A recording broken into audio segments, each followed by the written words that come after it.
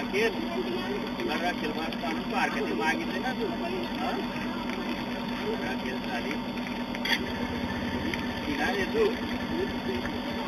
रंडी झाली राकेश राकेल तू तुला कोण बळत चुकताय तू यावर रंडीवर हो माहिती आता तू पडली तुम्हाला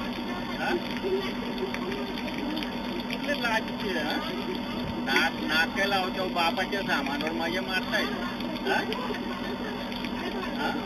रंडी संसार केला तू अरे रंडी सर्व तुला काहीच करणार नाही मी आता अंटाकर शिवून घे ना सामान दे रंडी रकेल बनायची होता तुला रंडी बनून गेली तुला येते रकेल मार्गाची तू मागितली ना रकेल ना 6 महिन्याचा धंदा तू केला ना काही नाक लावतीस तिला आता अंटाकर शिवून घे ना सामान दे रंडी रकेल बनायची होता तुला रंडी बनून 6 महिन्याचा धंदा तू केला ना. सर्वांचं माझ्या ब्लॉगमध्ये स्वागत आहे गाईज. माझा कॉलनी परिसर आहे, तुम्ही बघितलं किती घाणेरड्या शिवाय देतो अक्षरशः. ज्या कॉलनी परिसरात पोलीसवाले राहतात सगळे आजूबाजूला सगळ्या एरियात पोलीसवाले आहेत आणि त्या ठिकाणी तो अशा शिव्या देऊन जातो आहे. तर सर्वजणांचं म्हणणं असं आहे की ताई तो इथं आलेला आम्हाला चालणार नाही, तुमच्यापासून आम्हाला काही त्रास नाही आहे. अक्षरशः चिनाल रंडी वेश्या रांड अशा घाणेरड्या शिवाय इतक्या खालच्या दर्जाच्या शिवाय देतो आहे तो मला. आणि तो काही इतर महिलांना न्याय देणार आहे. पोलीस खात्यामध्ये धब्बा आहे हा धब्बा. याला लाज वाटायला पाहिजे. याच्या आईचा भोसडा याचा चिनालचा याच्या आईने पैदा केला आहे का एकाचा पोटचा नाही हा. आणि मला म्हणतो माझा सामान देऊन टाका. इथे तुम्ही पाहू शकतात AC हा ACला घेऊन मला जवळजवळ 10 वर्ष होऊन गेले. त्याच्यानंतर त्याने एकदाही सर्व्हिसिंग केला नाही. प्रत्येक गोष्ट मेंटेनन्सवर आलेली, प्रत्येक गोष्ट घरातली. आणि हा माझ्याकडे सामान मागतोय. सामान द्यायला मी इझिली देऊन टाकेल. आधार कार्डवर मी सगळं काही खरेदी करू शकते, तुम्हालाही माहिती आहे सगळं भेटून जातं. परंतु मी 10 वर्ष काय जमत केली का. इथं फिल्टर बघू शकतात, फिल्टरने सुद्धा काम काढलेलं आहे अक्षरशः. म्हणजे प्रत्येक गोष्टीला मेंटेनन्स लागतोय घरात. बघा तुम्ही इथं कॉलनीत आता आलेला आहे हा.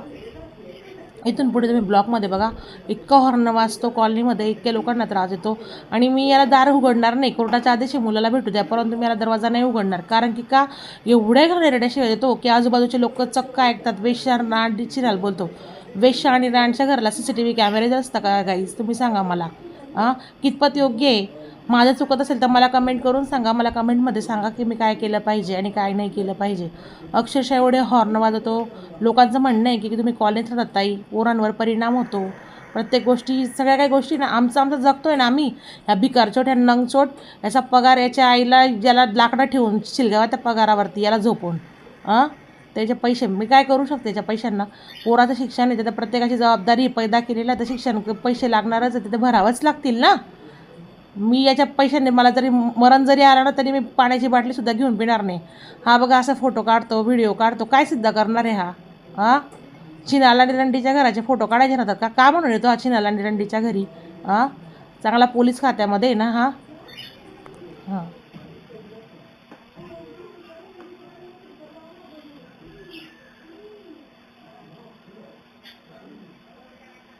अगोदर जे SP साहेब होते श्रवण दत्त यांच्याकडे सुद्धा यांना पर्सनली मी ईमेल ID ईमेलसुद्धा केलेले होते, तरीही त्यांनी दखल घेतली नाही. त्याच्यानंतर नंदुरबार शहर पोलीस स्टेशनला याच्याविरोधात 3 ते 4 ENC दाखल केलेले आहेत. त्याच्यानंतर आता शहर पोलीस स्टेशनला याची बदली झालेली. याला असं वाटतं बापरे मी कलेक्टर झालेलो आहे. त्याला असं वाटतं आता ही कशी पोलीस स्टेशनला येते. परंतु माझ्याकडे सगळे पुरावे आहेत ना. याला कोर्टाचा आदेश आहे की 11 ते 5 मुलाला भेटायला तुम्ही कधीही या वेळात जाऊ शकता. परंतु मला काही नोकरी नाही आहे, मला ठराविक सुट्टी नसते. त्याच्या कामानं मला माझ्या पार्लरच्या हिशोबाने मला मेकअपच्या ऑर्डरला कधी मी बाहेर असते, कधी काय असते. पण हा रविवारी जर नाही भेटलं याला तर हा कधी येतो. आता माझ्या कॉलनीतली बाई माझ्याजवळ बसलेली तुम्ही बघू शकता इथे. तर आम्ही दोघं गप्पा मारत असताना केव्हाही कोणत्याही महिलेसमोर मला काही शिवीगाळ करणार. आणि महिला काही एकट्या असत नाही ना, त्यांच्या पोरांना घेऊन लेकरांना घेऊन माझ्याजवळ बसलेल्या असतात आणि एवढ्या घाणेरडे शब्द वापरतो. तर हे कॉलनीच्या परिसरात चालणार नाही ना. ज्या ठिकाणी सगळे पोलीसवाले राहून मला हिणवलं जातं आहे, हा असा शब्द माझ्यावरती कितपत योग्य आहे. मला आता मी थांबणार नाही. मी एस मॅडमांना डायरेक्ट सांगणार आहे, मला कुठेतरी राहण्याची माझी सोय करून द्या, नाहीतर मग काहीतरी एक तर मार्ग काढा याच्यातून. कारण की हा जर मला न्याय नाही देऊ शकत इतर महिलांना काय न्याय देणार आहे हा? याची कशी काय याला असं वाटतं की मी शहर पोलीस स्टेशन आलो. अरे तू नाही आला, तुला आणण्यात आलेलं आहे. तुला अवकात कळेल आता तू काय करतो आहे आणि तू कुठं चुकलेला आहे असं समजलं ना. तू प्रत्येक वेळेस येऊन मला काहीही बोलून जाणार. तुझ्या आईबापाचं खाऊन बसली का मी? 10 वर्ष संसार केलेला आहे, येऊन तू वस्तू मागतो माझ्याकडे. अरे तुला चमचा काय चमच्याचा च बी नाही भेटणार आहे तुला, हे लक्षात ठेव जो. 10 वर्ष मी संसार केलेला आहे, मी टिकून ठेवलं तर टिकलं ते एवढे दिवस. तू तर सोडून पळून गेला नंग्याची आवल्यात. आलं का तुझी आई तरी आली का, तुझी बहीण तरी आली का, तुझं कोणीतरी आलं का विचारायला की कुठं चुकलं तुमचं, काय चुकतंय चेतना तुझं? अरे माझी चुकी राहिली असती ना तर या माझ्या दारात आले असते, एक बी आला नाही. हे फक्त तुला घरात घालून घेतलं का बरं की तुला पगार चालू आहे. अरे नोंगचोट, तू हे नको विसरू, तुला नोकरी आहे आणि माझं काही चुकी नसताना मला माझ्या मेंटेनन्स तर चालूच होणार आहे कोर्टातून, मला तर पैसे मिळणारच आहे. आता तर 1 वर्ष तसाच निघून गेला. 1 वर्षात मी पण भरपूर काय करू शकले तुझ्या पैशांवर, तर मी बसलेले नाही आहे. परंतु कोर्टाचे पण डोळे लावलेले नाही ना. लाईफस्टाईल बदलून जाते, सगळ्या काय गोष्टी लागतात, सगळ्या काय गोष्टी. कोर्ट तर मला बरोबर पैसे दिलंच ना. कोर्टाला पण माहिती आहे काय चालू आहे, किती हकीकत आहे. अरे सोशल मीडियावरती तू त्या नंग्या बायांची व्हिडिओ पाहतो, ऑनलाईन पैसे टाकतो 300 रुपये त्यांना आणि ते व्हिडिओ पाहतो. तू काय सांगशील? चालला तो. हे बघा गाईज, आम्ही असं गप्पा मारत बसलेलो असतो सगळ्या महिला. कधी पोरांना घेऊन माझ्याजवळ गप्पा मारत येतात. मी ब्युटिशियन आहे, त्याच्यानंतर मी होममेड सोपचे पण कामं करते, घरी बनवते मी साबण वगैरे. प्रत्येक महिलाला असं वाटतं की नाही जाऊन बसू ताईकडे काहीतरी. आणि माझं विशेष म्हणजे मी एकटे असल्यामुळे मग सगळेजण माझ्याकडे येऊन गप्पा मारतात. त्यावेळेसुद्धा कॉलनीतल्या बाया माझे साक्षीदार आहेत. वाटलं तर माझं चुकत असेल ना तर कॉलनी तरी साक्षी देईल माझ्या बाजूने, कारण की मी शेजारी पाजारी सगळे माझ्या येऊन बसतात. माझा स्वभावच तसा आहे. आणि हा मला रंडी छिनाल वेश्या असं बोलतो. अरे रंडी छिनाल तुझ्या घरातले असतील, तुला पण आया बहिणी आहेत, त्यांच्यासोबत मला पण बसून दे धंद्यावरती. नाहीतर मी बसले, मला म्हणतो तू रंडी छिनाले, त्यांना माझ्यासोबत पाठव धंदा करायला, कारण त्या महिलाच आहेत ना. जसं मी पण पैसे कमवते तसं त्यांना बी कमवू दे माझ्यासोबत. भाडकाऊ लाज वाटायला पाहिजे तुला छिनालचा. तुझे आई वडील कोणी आलं का माझ्यापर्यंत? माझी चुकी राहिली असते नाही तर आले असते. माझी चुकी नव्हती ना तर माडीवाड्यात घरी येऊन तुझ्या घरी तुझ्या आई बहीण जाऊन आली मी तिथून, समजलं ना. आणि चालला तो नाक लावायला आणि म्हणे आम्हाला ही सुनबाई ठेवायची नाही. अरे तुम्हाला सख्या बहिणी पुरत नाही, सख्या बहिणी सासरा लागतो तो माझावाला. काय सासरा?